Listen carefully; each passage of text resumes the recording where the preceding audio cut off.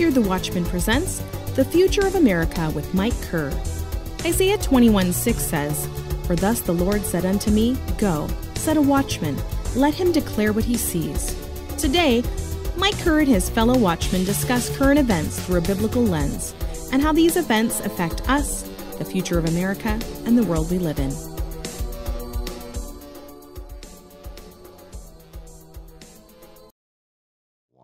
Hi, everybody. It's Mike Kerr from Here the Watchmen. And on today's episode of The Future of America, we're going to talk about the historic decision that the Supreme Court made today to overturn Roe v. Wade. You know, it's just an epic day in our country for Christians and for pro-lifers, but it's also a bad day for those that protest for abortion. And the liberals are not excited right now. So you want to pay attention to what's going on out there and seek the truth. The bottom line is the Supreme Court decided that it is no longer a constitutional right for a woman to have an abortion. Controversial right there.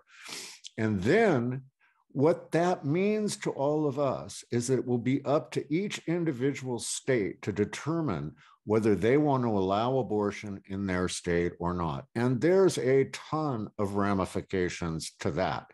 50% of the states are expected to outlaw abortion. So everything's changing. It's going to change rapidly. And as Christians, we need to pray and stay in tune with that. Jim, thanks for coming into the studio this morning. Appreciate it. Jim, what's your read on all this? Well, you know, you mentioned states' rights, and it's going to be interesting to watch how, now with the states' rights and kind of just comparing with those states that choose to be obedient to what God's word has to say and kind of follow the godly perspective on abortion, seeing how they will prosper or fail, as opposed to those states that are really into that fact and they're really pushing for abortion. See if they prosper or fail. So I'm going to be looking at things. I'm kind of weird. I'm going to be looking at things like gross domestic product and the cost of living and seeing how they relate, and then also watching migratory patterns. For those who are for abortion, are they going to now be drawn to these states that are going to have that right of abortion, as opposed to the states that saying, hey, no, we don't think that abortion is right. We're going to have the state's right of not choosing that. So it'll be interesting to see what happens with that. It will, and we happen to live in Idaho, and the studio here is in Idaho, way up in the mountains in a rural town. And Idaho is expected to be one of the states that outlaws abortion. I am sure it will go through. But those of you that want to move to this state because of that, I'm sorry, but we're already full. And it's cold here in the winter. No, it's brutal. It's like 35 below zero. Yeah. And it snows like 9 months out of the year at least. So, snow in June. Who'd have thunk it? Yeah. So anyway, when we look at all of this and we see all the protests that are going on, we might want to step back for a second and think about what is the biblical perspective on this. There is a episode on our YouTube channel that you can look at with Derek Gilbert, who talked about that last night on our Zoom worship session. So it's really going to be somewhat of a turmoil for a while, but you need to sit tight and you need to kind of listen to what's going on out there from a conservative perspective. It's important. Of course, we're going to see now, I think, a resurgence for Donald Trump, because it was Donald Trump that made the promise that he would do everything he could to overturn Roe v. Wade. And here we are.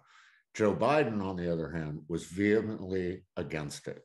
So, where do we go from here, Jim? Well, I think first and foremost, we need to remember that it doesn't matter what side of the abortion debate that you're on. We need to make sure that we do not resort to violence. If you think that violence is the answer to this, firebombing places, being militant, getting in people's faces, smashing cars, whatever, either side of the aisle, that is a huge no-no. This is the United States. And you know what? We have a process of doing this, and violence is never the answer. So, and I would say for those of you who are people of faith, be in prayer. Be in prayer. We need God more than ever in this country.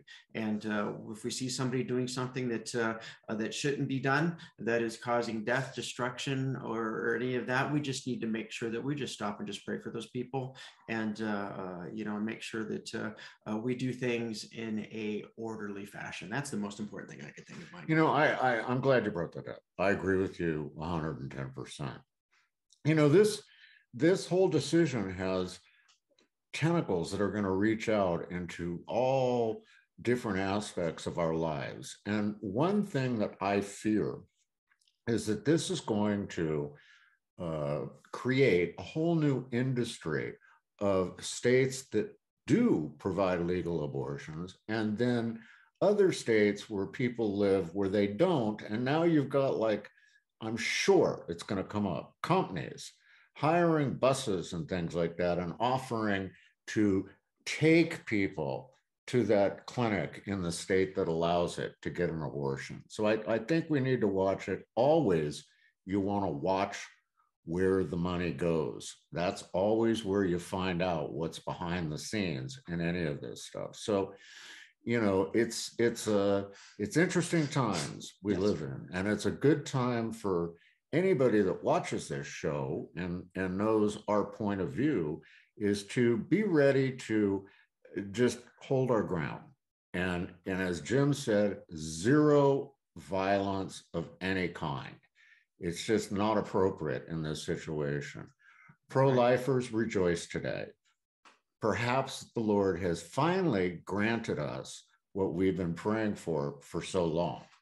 We'll see as we progress forward from here. Jim, any closing thoughts? Well, I just thought of another industry that should start.